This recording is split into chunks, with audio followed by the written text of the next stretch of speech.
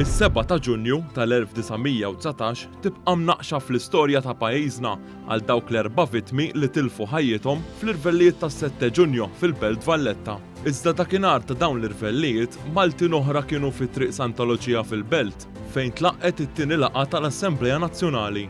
F'din l-Assembleja Nazzjonali il-Maltin intaqgħu sabiex jiddiskutu it-triq il quddiem ta' pajjiżna hekk kif pajjiżna kienet ibagħat il-faqar u l-Maltin ma setgħux isemmu leħinhom. Din l-Assembleja Nazzjonali kienet immexxija mit-tabib tar-ruħ u rispettat minn kulħadd Dr. Filippo Xiberras. Filippo Xiberras kien tabib li gradwa f'Malta, studja Ruma u Pariġi u kien ġej minn familja nobli rispettata mezz f'Malta. Kien in-neputi ta' Camillo Xiberras illi kienu wieħed mill-ġellieda għall-libertà tal-istampa f'Malta u għad-dritt tal-vot flimkien ma' Giorgio Mitrovic.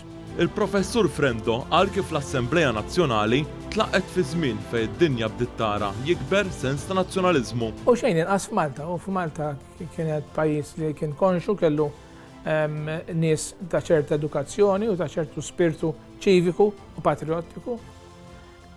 U meta raw li dina il-gwerra ġiet miġġielda u ntrebħet u spiċċat u bqgħu b'xi berli mnieħer.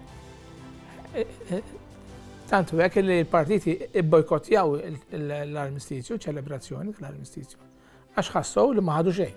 L-ewwel laqgħa tal-Assembleja Nazzjonali ġat it-tlieta 25 ta' Frar tal-1919 fejn hawnhekk il-Maltin qablu li jiktbu lill-Gvern Ingliż sabiex ikollhom kostituzzjoni li jkunu rappreżentati fiha.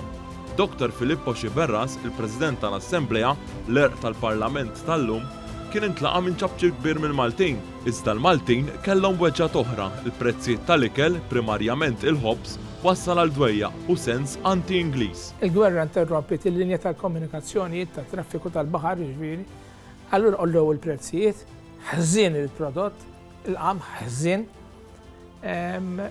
u kellek il-black market. Jiġifieri in-nies bdew jinqarsu fil-laħam il-ħaj. Dakinhar tas-Sibt 7 ta' Ġunju, qabel it-tieni laqgħa ta' din l-Assembleja Nazzjonali, diversi Maltin minn kull klassi tas-soċjetà telgħu l-belt.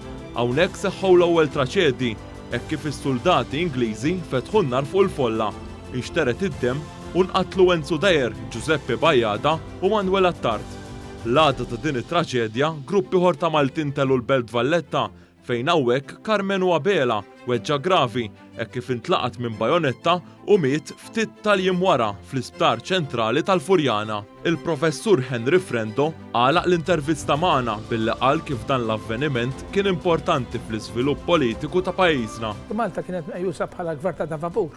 Ġifieri meta inti għandek gvern responsabbli, kap tal-gvern, kap tal-ministeru, dekasteri tal-ministeri, b'responsabilità tal-ministru kull wieħed għall-ministru li jista' jamministra almenu lokalment fuq affarijiet ta' interess lokali u nazzjonali mingħajr intħid suppost.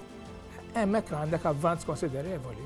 Dak li riedet l-Assembleja Nazzjonali immexxija mit-tabib Filippo Xiberras seħħ tassew sentej wara fl-1921. Dan hekk kif l-Ingliżi tawna kostituzzjoni ġdida li waslet biex Novembru ta' 100 sena ilu il-Maltin kellhom il-Parlament tagħhom.